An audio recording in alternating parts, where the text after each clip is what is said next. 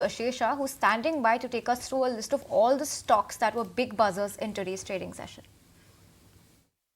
Well, yes, let's start off with the counters that were buzzing in trade today on the back of order wins, and Shakti Pumps clearly tops the list. The stock was locked in upper circuit of 20% after the company said that they've received their first work order from Haryana Renewable Energy Department worth about 360 odd crores.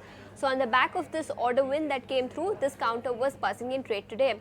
Apart from this GR Infra, it was off the highest point of today by the end of today's trading session, but it was in focus on the back of an order win where the company said that they've received letter of award for 2 HAM projects from National Highway Authority of India with a project cost of about 1,450 odd crores.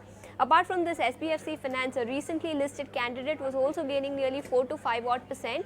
This was on account of strong set of results that the company reported. Net interest income and profit after tax saw a jump of about 46% on a year-on-year basis, while disbursements also saw a growth of about 32%. On the back of strong set of results that it reported, this counter was gaining in trade today.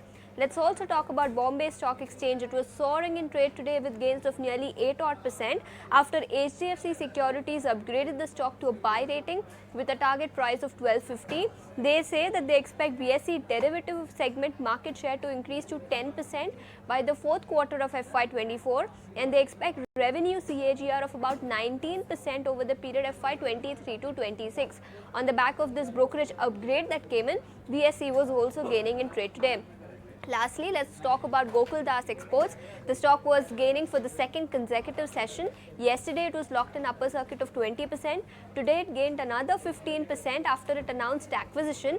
The company said that they are expanding their global presence by acquiring Atraco Group for about $55 million US.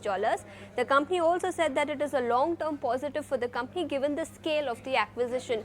So, on the back of this acquisition that came through, this counter was gaining for the second consecutive session.